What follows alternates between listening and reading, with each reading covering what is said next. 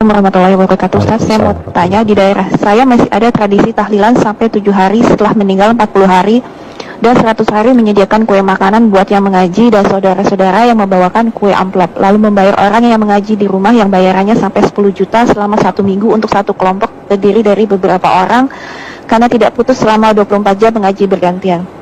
Sehingga yang saya dengar total biayanya bisa mencapai 40 jutaan Ustadz, dimulai dari pemakaman, membagikan amplop orang-orang menyolati sampai tahlilan 100 hari, membagikan buku Yasin dan besek makanan yang dikemas dengan wadah tempatnya baskom yang biasa ingin terlihat. Wah, jujur saya kaget dan memikirkan bagaimana mungkin setelah meninggal saya membebankan biaya yang jumlahnya tidak sedikit.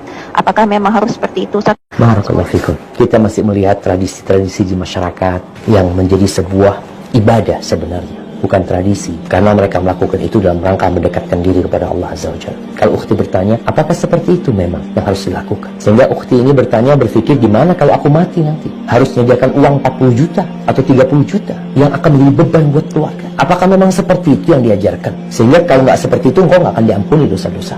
Jadi kita dibacakan hadisnya, cukup disolatin 40 orang yang sholat, atau kurang dari 40 orang 3 soft, asalkan itu orang-orang bertakwa, orang-orang mentauhidkan Allah SWT, insya Allah diampuni dosa-dosa. Nggak harus seperti yang tadi disebutkan. Apalagi memang Rasul SAW ketika meninggal dunia, beliau itu hidup ditinggal mati oleh semua anak laki-laki beliau, ditinggal mati oleh 3 putri beliau. Ruqayyah meninggal dunia, Ummu Kalsum meninggal dunia, Zainab meninggal dunia. Nabi tidak pernah mengadakan acara ini, tidak pernah mengumpulkan para sahabat lalu membaca doa bersama-sama, berzikir bersama-sama, lalu makan.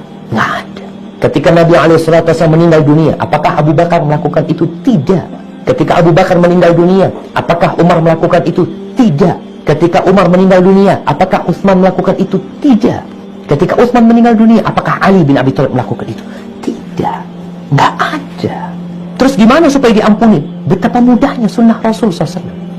Biaya yang perlu itu adalah biaya untuk pemakaman. Ya, kalau harus beli tanah, harus beli kafan, ya, itu biaya yang dikeluarkan. Ada pun mensolatin tanpa biaya, kita bicara ikhlas lillahi ta'ala. Setelah pemakaman apa yang dilakukan? Selesai, nggak ada apa-apa. Kayak gitu, Ustaz. Ya, seperti itu Nabi SAW. Jadi kalau ada yang mengatakan bahwasanya orang yang meninggal dunia yang tidak ditahlili, umpamanya dikatakan seperti bangkai, apakah benar engkau mengatakan itu? Bagaimana Rasul SAW ketika meninggal dunia? Seperti bangkai. Bagaimana tatkala Umar meninggal dunia, Abu Bakar meninggal, tanpa acara itu semua, dan kau tahu nggak ada acara itu, lalu dikatakan bangkai. Maka cobalah kita melihat Islam ini agama yang indah. Sunnah Nabi SAW